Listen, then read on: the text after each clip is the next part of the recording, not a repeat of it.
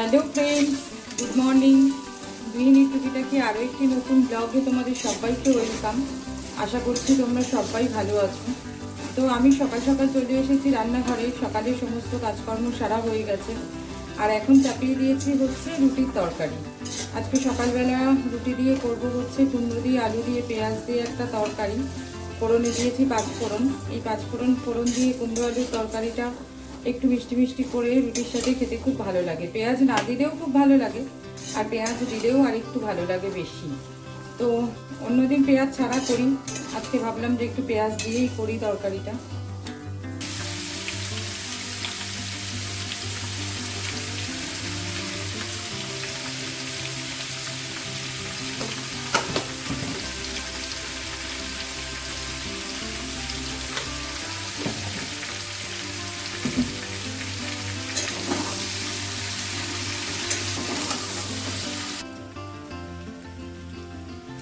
ওদিকে রুটির তরকারিটা হতে হতে আমি এদিকে দুপুরে রান্নার জন্য তরকারিটা একটু কেটে এগিয়ে রাখছি। যদিও এখনও ওপরে যায়নি, ওপরের কাজ সম্পূর্ণ বাকি, তাও তরকারিটা হতে হতে ভাবলাম যে হাতে যখন খানিকটা সময় আছে তো এই কাজটা এগিয়ে রাখি। আজকে দুপুরবেলার একদম সিম্পল মেনু। এই গরমে সত্যি কথা প্রত্যেক দিন মাছ ডিম খেতে ইচ্ছাও করে না, তো সেই কারণে আজকে দুপুরবেলা করবো হচ্ছে টক ডাল, আলু ভাতে আর আলু পটলের তরকারি।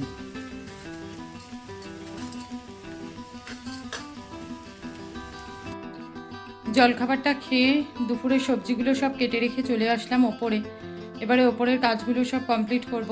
এই ঘরের বিছানার চাদরটা চেঞ্জ করব, বালিশের ওয়ারগুলোও চেঞ্জ করব, আর প্রচুর বিছানাপত্র জমে রয়েছে সেগুলো গরম জলে ভিজিয়ে দিয়ে তারপরে নিচে যাব। তো ওপরে এসে আগে গিজারের সুইচটা দিয়ে দিয়েছি। গরম জলটা হতে হতে আমি ততক্ষণে এই ঘরের বিছানাগুলো সব চেঞ্জ করে নিই, তারপরে বিছানাগুলো ভিজিয়ে দিয়ে নিচে চলে যাব।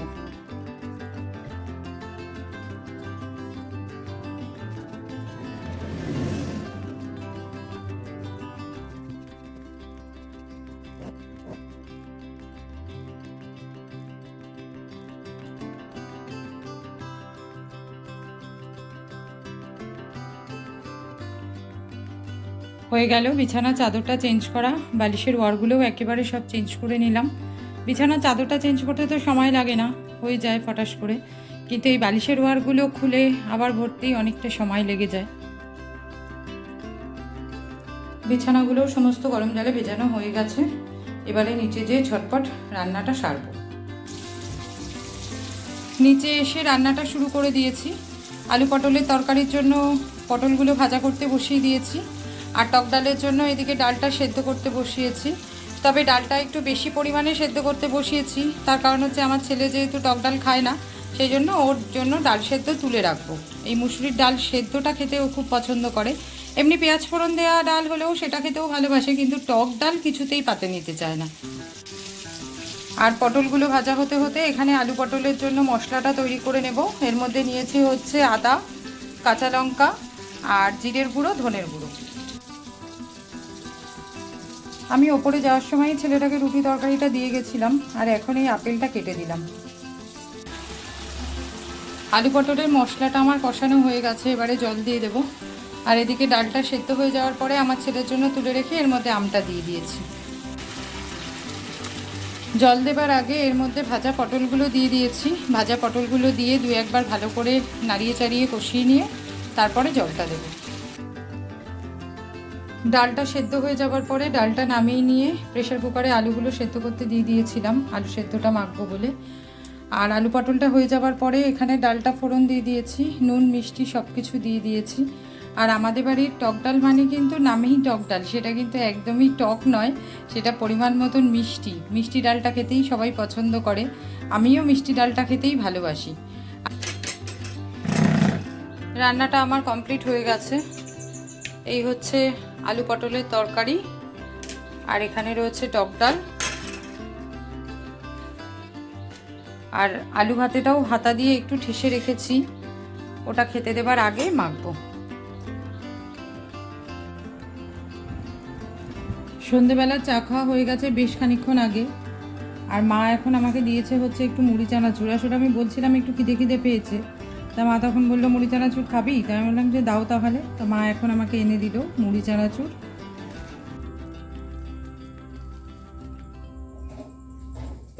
মুড়িটা খেয়ে আসলাম একটু রান্নাঘরে, আমার ছেলেকে স্যার পড়াতে এসছে। আর আজকে না প্রচণ্ড গরম, তাই জন্য ভাবলাম যে স্যারকে তাহলে একটুখানি টক দই আছে যখন ঘরে, তাহলে একটু ঠান্ডা ঠান্ডা লস্যি বানিয়ে দিই।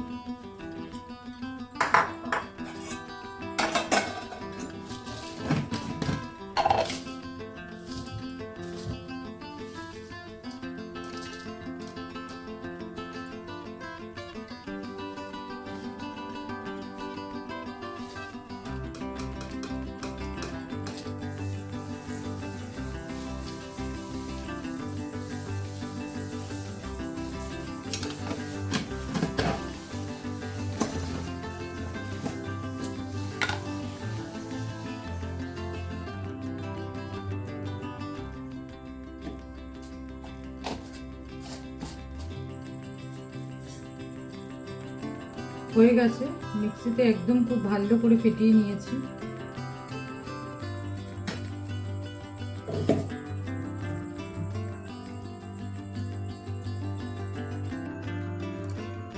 স্যারকে লস্যিটা দিয়ে রুটি করব, সেই জন্য আটাটা মাখতে হবে। তো আটাটা নিয়ে চলে আসলাম সামনের ঘরে, কারণ তাহলে ফ্যানের তলায় বসে মাখতে পারবো। রান্নাঘরে না প্রচণ্ড গরম লাগছে। সামনের ঘর থেকে আটাটা মেখে গুটিগুলো করে নিয়ে একেবারে চলে এসেছি। এবারে রুটিটা বেলে নিয়ে রুটিটা করে নেব।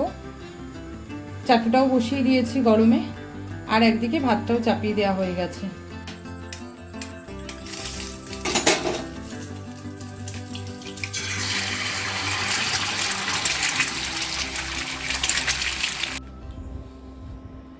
আমার ছেলের রাতের খাবারটা ওকে দিয়ে দিয়েছি, এরপরে আমাদেরটা আনবো। আর ওকে রাতের খাবারটা দেওয়ার সাথে সাথে আমার আজকের ব্লগটা আমি এখানেই শেষ করছি। আমার আজকের ব্লগটা যদি তোমাদের ভালো লেগে থাকে তো ব্লগটাতে একটা লাইক করে দিও, আর কমেন্ট করে অবশ্যই জানিও আমার ব্লগগুলো তোমাদের দেখতে কেমন লাগছে। যদি ভালো লেগে থাকে তো আমার চ্যানেলটা অবশ্যই সাবস্ক্রাইব করে নিও। আজকের মতন টাটা, গুড নাইট। তোমাদের সাথে দেখা হবে আবার আরেকটা কোনো নতুন ব্লগে।